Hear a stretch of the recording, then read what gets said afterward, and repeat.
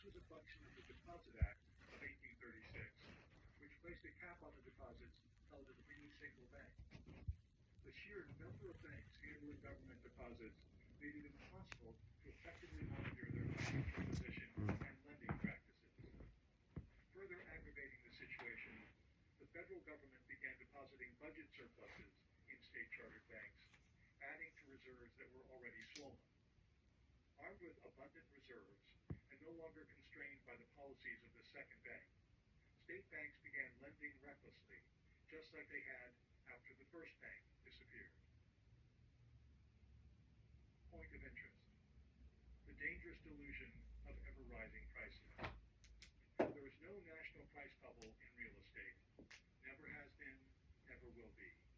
David Laria, Chief Economist, National Association of Realtors, September 2004. The formation of asset bubbles requires a large percentage of people to believe that a bubble cannot exist. Usually, widespread acceptance of such narratives depends on heavy promotion by market experts and members of the media. Once the narrative is accepted by a large swath of investors, a bubble is likely to follow. In the early 2000s, Americans believed that real estate prices had never declined substantially at a national level in all of U.S. history. But not only had a major decline in national real estate prices happened before, it had happened several times. The hard times of the 1840s was one such occasion. The specie circular, tight monetary conditions, the collapse of cotton prices, and a wave of bank failures caused real estate prices to collapse. The misstatement by David Laria reveals the value of studying financial history. Asset bubbles often repeat because investors' collective memory does not extend far enough back in time to see the repetition. If Laria had studied the real estate collapses in the early 1820s, 1840s, and even the 1930s, he never would have made his fateful statement in 2004. This completes the point of interest, and we now return to the great real estate bubble in the 1830s. The speculative bubble was nearly identical to the one that had occurred 20 years earlier, only this one was more intense. Unconstrained lending fueled feverish speculation in federal land auctions. Figure 4.4 in the PDF shows the enormous increase in federal revenue from land sales soon after the distribution of the government's deposits to state-chartered banks. The Panic of 1837. By the spring of 1836, Jackson was disturbed by the real estate speculation and the paper currency that was fueling it. This was precisely the type of scenario that he hoped to prevent by eliminating the second bank. Jackson tried to slow the buying frenzy by prohibiting the use of banknotes to purchase federal land. On July 11, 1836, President Jackson issued the specie circular. The executive order took effect on December 15, 1836, at which point only gold or silver could be used for the purchase of federal lands. Jackson's actions triggered a surge in demand for gold and silver, which led to a run on the specie reserves of state-chartered banks. By the spring of 1837, many banks were forced to suspend specie redemption. The specie circular was particularly ill-timed because the U.S. economy was already experiencing tremendous pressure from abroad. In 1837, the Bank of England raised interest rates sharply to stem the outflow of gold. As the British economy weakened, demand for American cotton collapsed.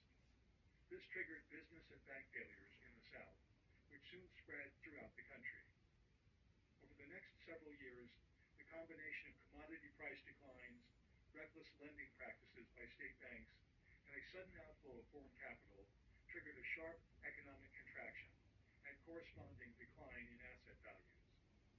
By the time President Martin Van Buren took office in January 1837, the economy was trapped in a self-reinforcing downward spiral. For the remainder of the year, the nation suffered a wave of bank failures, and commerce seemed to come to a standstill. By 1838, Americans had suffered a painful economic contraction, but the worst was yet to come. The Second Great Depression. The door was still tight shut. However, the same cold, cheerless air prevailed. I hastened to inquire its name and purpose, and then my surprise vanished. It was the tomb of many fortunes, the great catacomb of investment, the memorable United States Bank. Charles Dickens, January 1842. In 1838, the U.S. economy seemed to have bottomed, and Americans were hopeful that a recovery was forthcoming. Then the Bank of England raised rates sharply again in 1839, prompting another wave of foreign capital outflows. The second shock proved too much for the U.S. economy to bear. Credit contracted, asset prices collapsed, and bank failures resumed. Even Nathaniel Prime, one of the founders of the New York Stock Exchange, could not escape, and his firm of Prime, Morgan King entered bankruptcy in 1839. In Philadelphia, the last vestige of a U.S. central bank disappeared when the Second Bank of the United States, which was privatized under Nicholas Biddle, failed in 1841. Even state governments could not escape the gravity of the Depression. 8 state governments and 1 U.S. territory defaulted on their debts, prompting outrage among foreign investors. Point of interest: America's long-lost fear of debt default. Now, the Americans have cut themselves off from all resources of credit. Having been as dishonest as they can be, they are prevented from being as foolish as they wish to be. In the whole habitable globe, they cannot borrow again, and they cannot draw the sword because they have not money to buy it. Reverend Sidney Smith, British investor in Pennsylvania bonds, March 8, 1844. State governments were among the first casualties of the hard times. During the 1830s, they had borrowed vast sums from Europeans to build canals, turnpikes, and railroads. Between 1836 and 1838 alone, states borrowed more than $100 million, exceeding the combined national debt of Russia, Prussia, and the Netherlands. The repayment of these loans depended on the ability of these projects to produce revenue. But the Panic of 1837 drastically reduced economic activity, which in turn sharply reduced their revenues.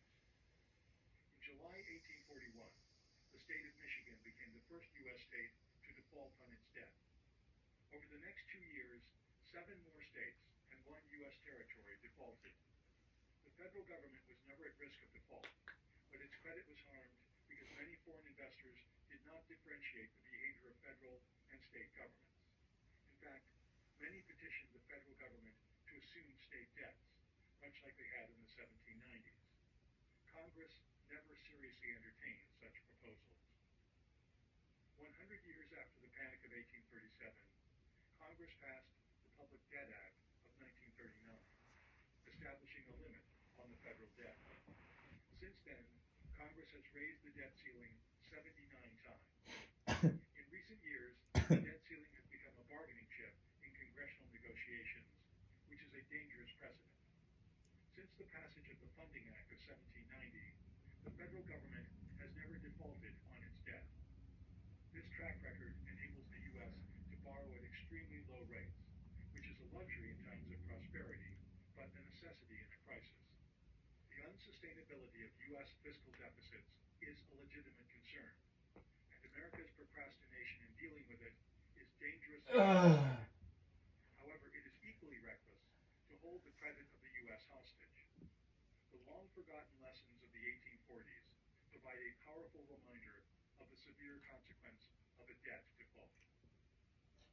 This completes the book, and we now return to the Depression in the 1840s. American standards of living plummeted in the 1840s, and the nation's cities looked like dystopian versions of those that had thrived 10 years earlier. Soup kitchens, bread lines, and overpopulated almshouses were even more prevalent than they were in the 1820s.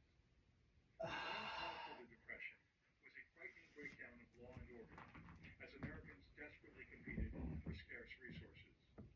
Violent uprisings, crime waves, and even outright insurrections erupted throughout the states in the early 1840s. The most important lesson from the hard times is that by far the greatest risk of an economic depression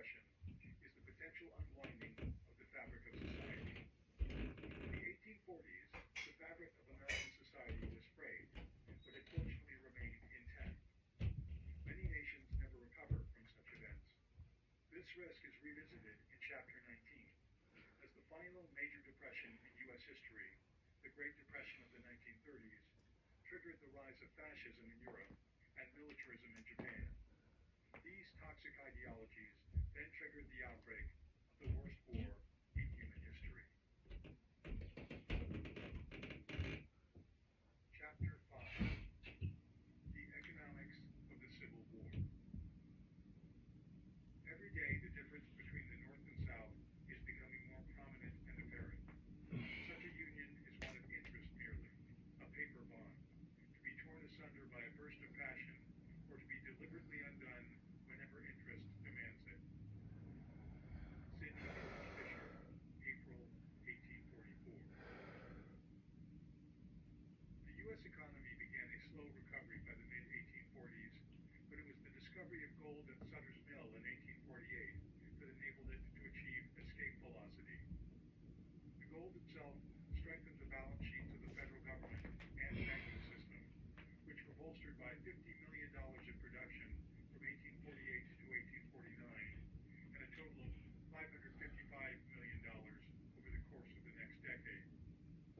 The California gold rush also boosted the economy by increasing immigration and demand for a variety of supporting industries.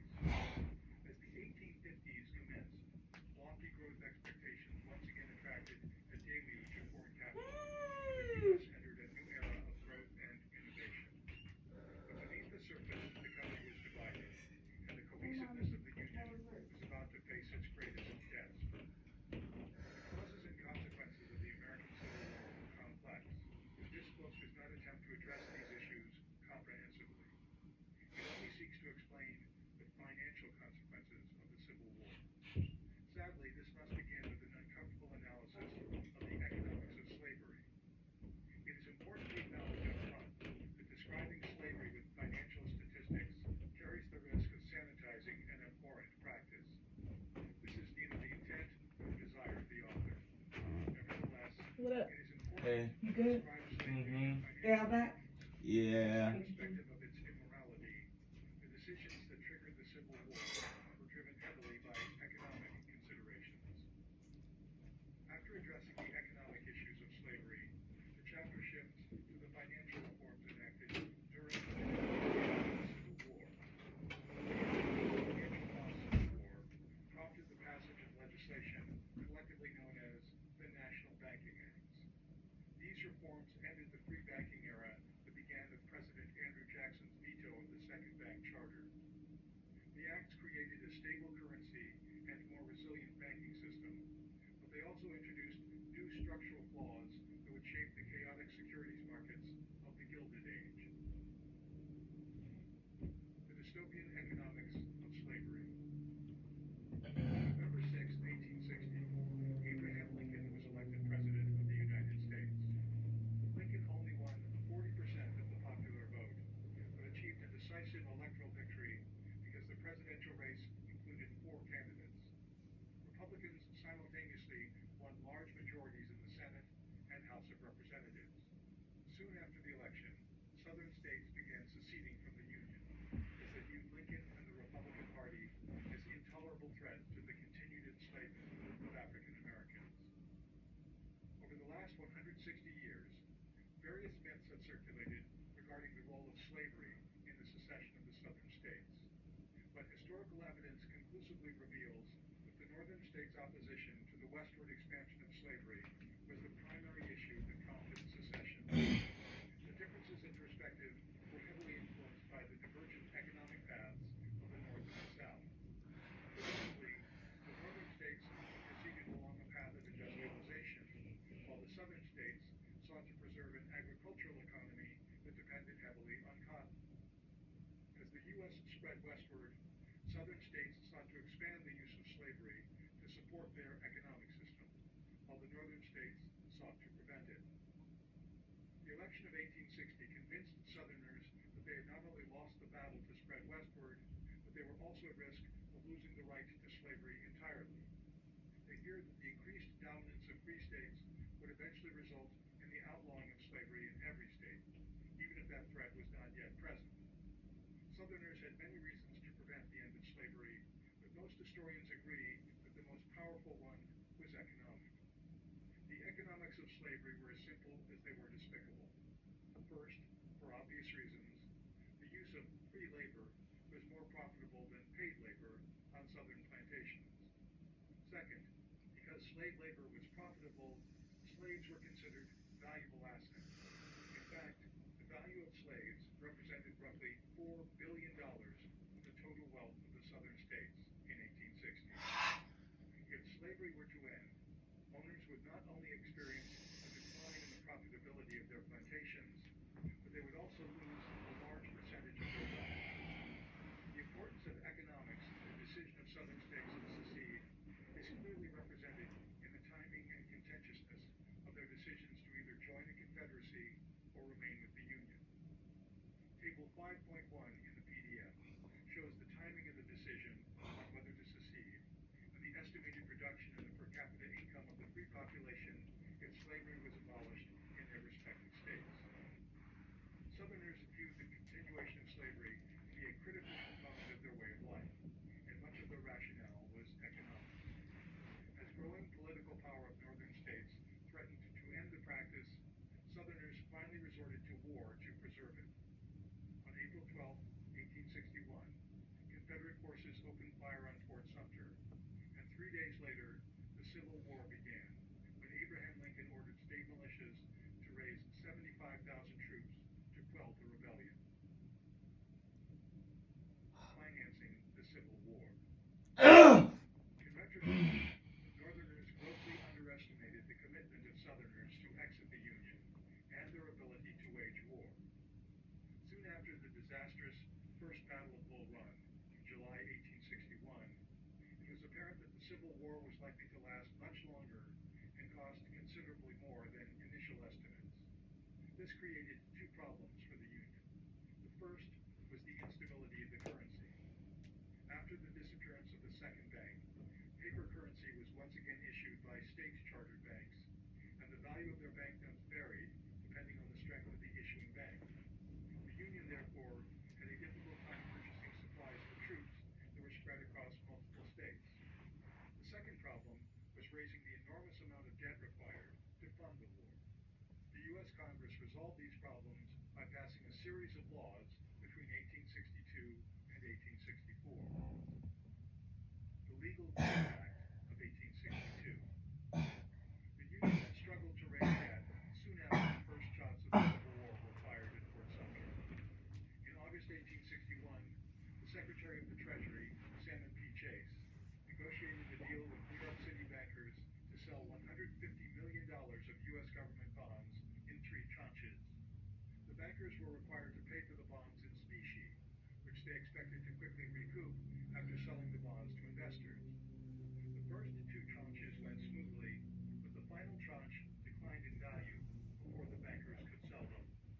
Rather than sell at a loss, the bankers held on to the bonds, but this prevented them from rebuilding their specie reserves, and they suffered a wave of bank runs.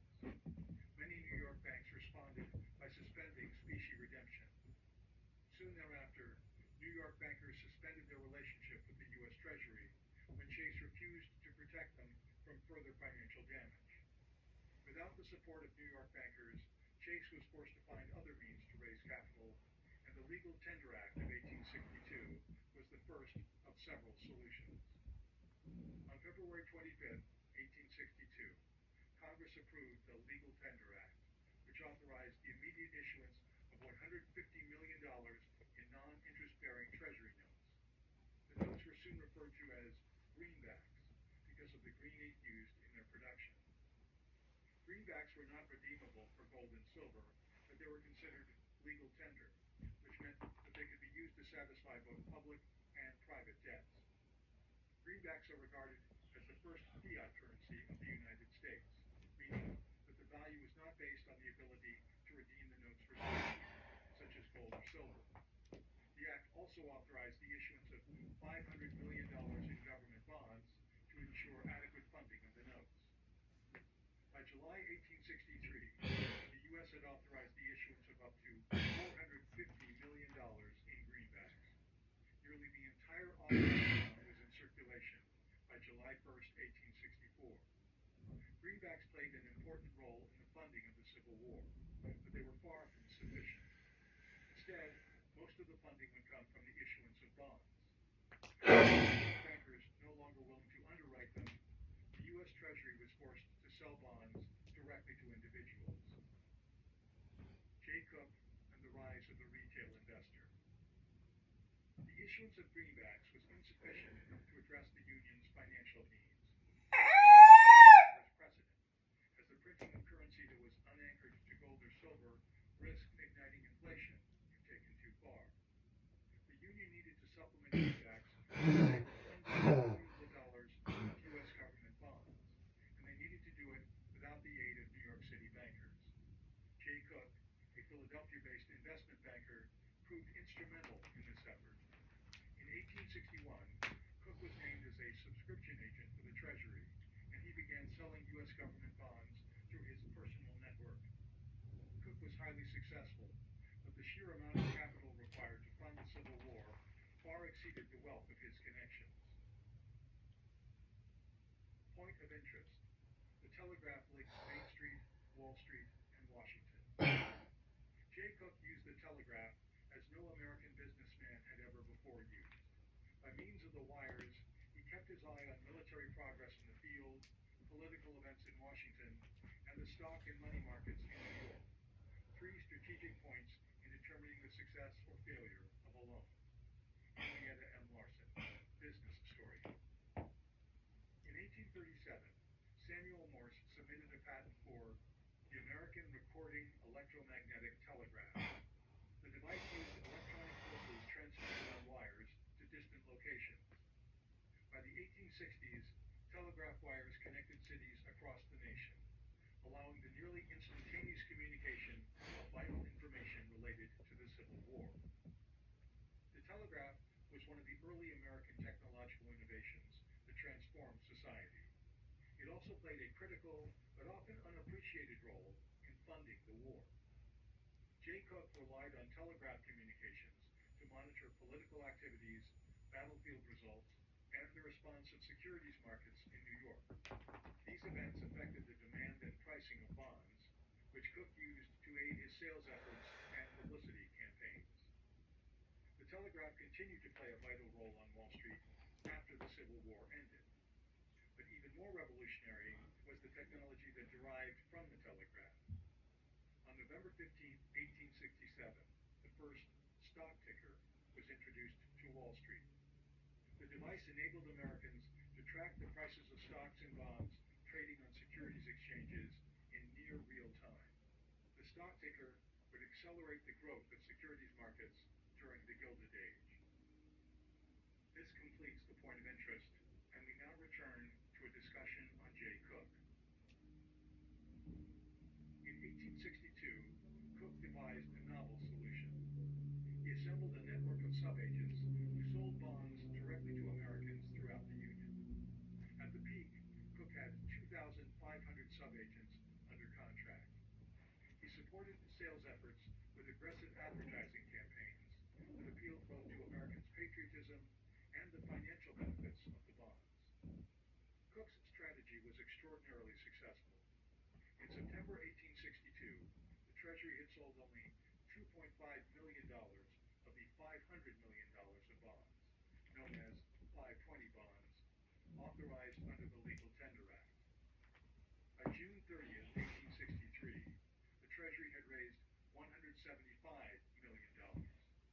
When the sale of the 520 bonds ended on January 1st, 1864, Cook had sold approximately $361.95 million, which amounted to more than 70% of the total issuance. Jay Cook's direct sales strategy was a game changer. During the 4 fiscal years ending June 30th, 1865, the Union raised a total of nearly $2.6 billion, increasing the national debt to $2.68 billion by June 30th, 1865. Figure 5.1 in the PDF. Jay Cook and Company sold well over $1 billion of bonds. The two biggest loan drives involved bonds known as 520s and 730s.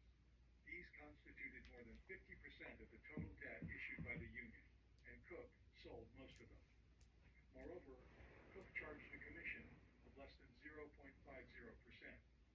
Although this made him a wealthy man, it was a bargain for the U.S. government when considering the value that Cook created.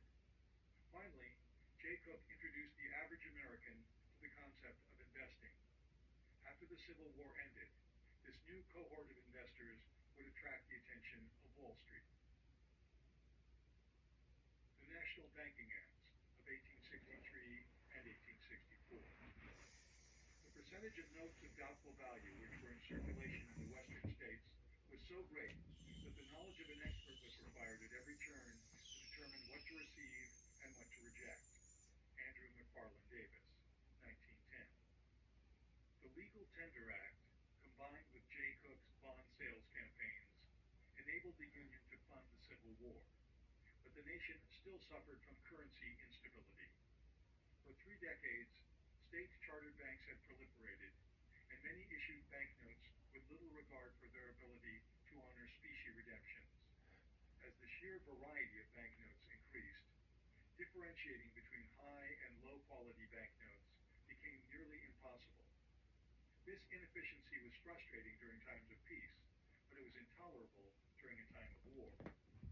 On February 25, 1863, Congress passed the National Currency Act to address this issue.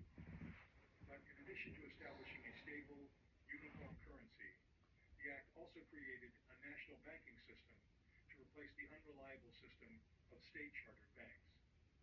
On June 3, 1864, Congress passed the National Bank Act, which made critical adjustments to the National Currency Act to encourage more state-chartered banks, especially those located in New York, to convert to national banks.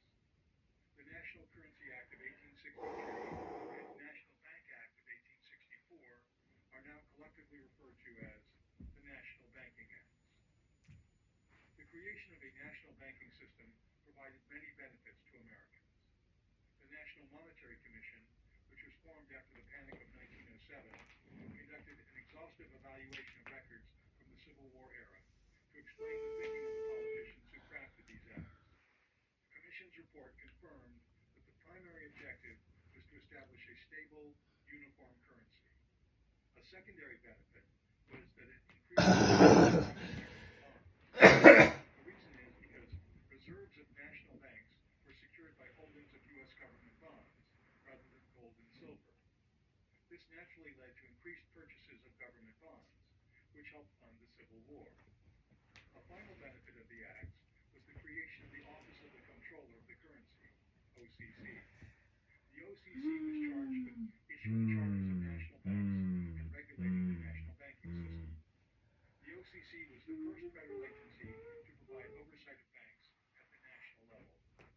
State governments had previously provided oversight, but most have been lax in both supervision and enforcement. Point of interest: endangered species of the United States. A critical component of the National Currency Act was the use of U.S. government bonds, rather than gold and silver, as the monetary base of the banking system. This concept was not entirely novel.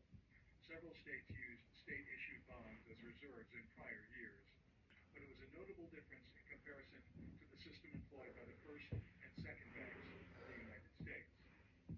Under the new system, the U.S. currency remained anchored to gold and silver indirectly because interest and principal of U.S. government bonds was payable in gold. Nevertheless, the use of government bonds as reserves was an important philosophical shift, and it was the first step toward the eventual shift of the U.S. to a fiat currency approximately 100 years later.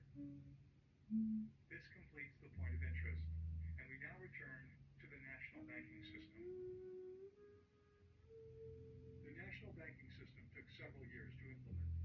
The first challenge was overcoming resistance of state-chartered New York banks, which were the largest financial institutions in the United States. Many of the adjustments introduced by the National Bank Act of 1864 were designed to meet the needs of New York bankers. Momentum for the conversion of state-chartered banks to national banks accelerated in March 1865, when Congress Congress passed legislation that levied a 10% tax on banknotes issued by states chartered banks. This tax was a substantial increase to the 2% tax that was levied under the National Bank Act of 1864. By 1870, most state chartered banks had either converted to national banks or closed their doors. Even more importantly, the circulation of banknotes issued by state chartered banks nearly disappeared. In 1870, state chartered banknotes had declined by more than 99%. See figure 5.2 in the PDF. The U.S. currency was stabilized again. From uncertainty regarding the value of the banknote, provided it was issued by the national banking system. Point of interest. The pendulum of financial history. Today's solutions create tomorrow's problems. Currency instability was conquered once and for all with the passage of the National Banking Acts. The era that followed was a huge improvement over the free banking era that began when Andrew Jackson vetoed the renewal of the Second Bank Charter. But the national banking laws introduced a new structural flaw. The dangers were not obvious in the late 1860s, but they became increasingly costly as the U.S. economy rapidly expanded in the Gilded Age. The structural flaw was known as currency inelasticity. It referred to the inability of the banking system to adjust the money supply